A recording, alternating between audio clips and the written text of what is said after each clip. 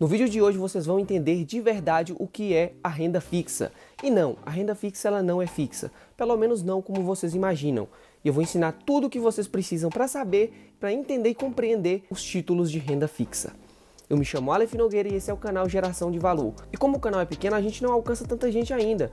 E eu preciso da ajuda de vocês para que a gente consiga alcançar muito mais pessoas, ok? Então, se for possível, se você gostar desse conteúdo, deixe seu like, que vai me ajudar demais. Então, sem mais delongas, vamos para o vídeo. Muitos de vocês acreditam que a renda fixa é aquele dinheiro que a gente deixa no banco e ele vai render a mesma quantidade todo dia. E não funciona dessa forma e nem tem como a gente saber exatamente quais são os rendimentos que a gente vai receber, porque as taxas elas mudam. Mas então, o que define a renda fixa? A renda fixa é definida como um empréstimo que você faz para alguém por um determinado período e escolhe uma forma como vai receber esses juros. O que varia é basicamente isso, para quem você está emprestando dinheiro, qual o prazo que você vai emprestar esse dinheiro e como você vai receber essa rentabilidade. Nós temos aí os títulos do Tesouro, que a gente empresta dinheiro para o governo, nós temos os CDBs, que a gente empresta dinheiro para o banco, LCI, LCA, que também são empréstimos para o banco, temos debentures, que também são empréstimos mais para empresas, temos aí CRIs e CRAs, que são empréstimos um pouco mais complexos, que são emitidos pelas securitizadoras. São empresas que juntam um monte de dívidas e transformam em um produto financeiro, um ativo financeiro que possa ser negociado. É um pouco complexo e pode ficar para outro vídeo. Agora nós vamos por partes. Eu vou falar para vocês um pouco sobre cada um desses títulos que eu mencionei. O LCI significa letra de crédito imobiliária. Você vai emprestar dinheiro para o banco e esse banco ele só vai emprestar dinheiro para financiar o mercado imobiliário. Temos também o LCA, ele é o letra de crédito do agronegócio e você vai utilizar esse dinheiro, você vai emprestar esse dinheiro para o banco e esse banco irá emprestar esse dinheiro para o mercado de agronegócio no Brasil. E como eles são mercados bastante incentivados pelo governo, a gente não vai ter que pagar imposto de renda dos empréstimos que a gente faz para esses tipos de ativos, diferente do CDB, que a gente tem que pagar o imposto de renda de acordo com a tabela regressiva. A debenture a gente tem que pagar e se a debenture ela for incentivada, que eu vou explicar depois em outro vídeo, também não tem imposto de renda. Os CRIs e os CRAs, eles também não têm imposto de renda, assim como os LCIs e LCAs, são isentos de imposto de renda, porém não tem como a pessoa física comprar esses títulos pelo valor do ticket deles. São títulos muito caros e uma pessoa só não tem condição suficiente para comprar. Na maioria dos casos, né? Tem os bilionários, tem os multimilionários, mas enfim, a pessoa física comum, ela não vai conseguir comprar esses títulos e a gente só pode comprar esses títulos por meio de fundos imobiliários ou de fundos de investimento. Os CDBs é bem simples, a gente empresta o dinheiro para o banco, esse banco vai utilizar o dinheiro para fazer empréstimo para outras pessoas. A gente vai receber a taxa, mas vai pagar o imposto de renda. E o Tesouro, a gente empresta dinheiro para o governo, ele vai pagar a gente. As debêntures são ativos de renda fixa, onde a gente empresta dinheiro para uma empresa. E também temos o RDB. O RDB é um título, é um empréstimo que a gente faz para o banco também, assim como o CDB, mas ele não tem como resgatar antes do prazo estabelecido. Temos algumas regras na renda fixa. Uma das regras é a seguinte: quanto maior o prazo que a gente vai manter esse dinheiro, maior serão as taxas. Outra regra é que quanto maior a dificuldade de tirar esse dinheiro, mais ele vai pagar, e também em relação ao risco. Quanto maior o risco do investimento desse empréstimo, maior será a taxa que ele irá pagar. Mas tome muito cuidado, não vá escolhendo qualquer título apenas pela taxa. Ah, que tem um título aqui que está pagando 2% a mais, 3%. Pode ser que você adquira um título com um tomador que não esteja muito bem financeiramente, ele não terá condição de te pagar e você pode ter que recorrer para o fundo garantidor de crédito. E nem todo fundo conta com o FGC. Os títulos de renda fixa, eles podem ter liquidez diária ou a liquidez apenas no vencimento, fazendo com que você não consiga sacar o dinheiro antes desse período. Então é muito importante você ver, antes de investir nesse título, se ele tem liquidez diária e se você vai precisar desse dinheiro no futuro. Porque caso você precise desse dinheiro, não é bacana você comprar esse título, porque pode ser que você precise, certo? E vai ter que vender no mercado secundário, se for um título que possa ser vendido, e você vai vender por muito abaixo do valor que ele vale. Não invista para títulos com baixa liquidez se você precisa do dinheiro.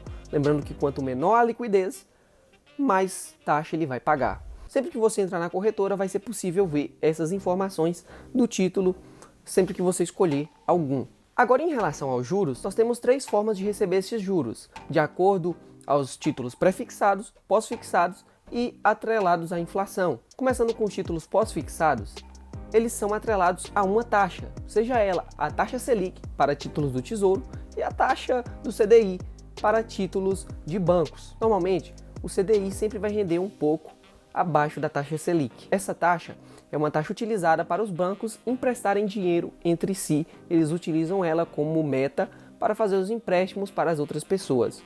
Então, se tem um CDB ali que rende uma porcentagem do CDI, está rendendo uma porcentagem daquela taxa que eles usam para emprestar dinheiro entre si. E se você não conhece muito sobre a taxa Selic, recomendo muito que você assista um vídeo que eu postei esses últimos dias que vai te ajudar muito. Então vai estar aparecendo o card aqui, você clica e assista esse vídeo se tiver interesse. Continuando, temos os títulos pré-fixados. Nesses títulos, a gente sabe exatamente quanto eles vão nos pagar no momento que a gente vai fazer o empréstimo. Por exemplo, se o título estiver pagando 10% ao ano no momento que a gente for fazer esse empréstimo, independentemente de quanto a taxa variar no passar dos anos, se a gente contratou ela 10%, a gente sempre vai receber ela todo ano. E essa forma de rendimento é uma das mais arriscadas em relação às outras duas, porque tem muita marcação a mercado. Pode ser que o título ele suba muito valor ou pode ser que ele perca muito valor de acordo com os preços negociados no mercado. Se você comprou o título a 10% e a taxa de juros aumentou, o seu título ele perde valor e você pode acabar perdendo dinheiro enquanto o título não vence, mas no vencimento o título ele sempre vai valer o mesmo. Título pré-fixado normalmente ele apresenta uma taxa nominal ao ano. Quando a gente for olhar lá, o título vai aparecer a taxa nominal ao ano. Vou te dar um exemplo aqui. E esse título nominal, ele não mostra a real rentabilidade que a gente vai receber, mas mostra a nominal. Ali tem uma inflação implícita. Se a inflação for de 6%, tem um cálculo para a gente fazer, mas para chegar próximo ali, você pega 11 menos 6. Não é bem assim, mas dá para você ter uma base de quanto vai receber. Ou seja, 11 menos 6, a gente tem ali 5%. Então, 5% de juros real, 6% de inflação implícita dentro dessa taxa total, certo? Lembrando que isso é um cálculo bem rápido, só para vocês terem uma média, mas não é assim. Tem um cálculo muito mais complexo para chegar ao valor correto. E temos os juros atrelados à inflação. Esses títulos são peculiares porque eles têm 2 formas de rentabilidade.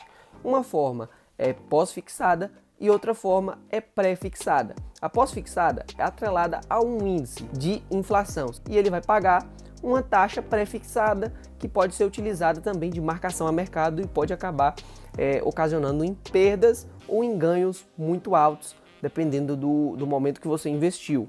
Eu vou falar para vocês um pouco mais em outros vídeos, explicando diretamente sobre os títulos do IPCA e o título pré-fixado, que são um pouco complexos. Mas é basicamente assim, você vai ter a inflação, você vai conseguir seu dinheiro sempre protegido da inflação e vai conseguir uma taxa extra. Ou seja, se a inflação for 6%, 6% meu está garantido. Se a taxa pré-fixada minha for 6%, 6% está garantido. Juntos os dois, eu tenho 12%. Esse tipo de investimento pode ser um investimento muito bacana para quem quer se proteger na inflação, tem certeza quanto ao futuro do país e não quer perder poder financeiro. Se a pessoa tem incerteza, o título pré-fixado de todos ele é o mais arriscado.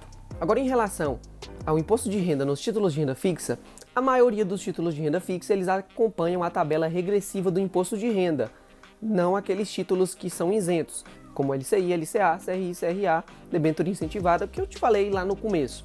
Mas a maioria dos títulos eles seguem a tabela regressiva de imposto de renda, que de 0 dias até 6 meses você vai ter que pagar a taxa máxima, que é 22,5%, de 6 meses a 1 ano vai pagar 20%, de 1 ano até 2 anos vai pagar 17,5% e acima de 2 anos vai pagar a taxa mínima, que é 15%, e não abaixa mais disso. Mas, Aleph, como eu faço para pagar esse imposto de renda? Esse imposto de renda é muito fácil, muito simples de pagar. No momento que você for resgatar o título, o próprio banco ele já tira o imposto de renda e já paga para você. Então você não precisa emitir DARF, como em ações ou fundos imobiliários, para pagar. Nós temos também as taxas de custódia. Certos bancos, certas instituições, elas não cobram taxa de custódia. O máximo normalmente é 0,3% ao ano. E temos também o IOF. que é como se fosse uma proibição para que você não saque o dinheiro antes de 30 dias, isso para os títulos com liquidez diária. Mas como assim uma proibição? Essa taxa de IOF, no início, ela é muito alta, sendo de 96% de um dia para o outro, e ela vai decaindo ao longo desses 30 dias. E, vamos supor, se eu investir R$1.000 e a 10% ao dia, eu ganhei 10%, 96% desses 10% eu deixei para eles como IOF. Então, se você resgatar o título antes desses 30 dias, você vai pagar IOF. Então, aconselho que se você for investir, deixe pelo menos por 30 dias ou mais. Então, gente, esse foi o vídeo de hoje. Eu tentei explicar da melhor forma possível, da maneira mais fácil para vocês, sobre os títulos de renda fixa, certo? Se você gostou desse conteúdo, se inscreva no canal, curta aqui o vídeo, tá? É muito rápido, não custa nada e eu vou ficar muito agradecido, vai ajudar demais o canal a crescer. Compartilhe com um amigo que se interessa pelo mercado financeiro. E é isso aí, muito obrigado por tudo e valeu!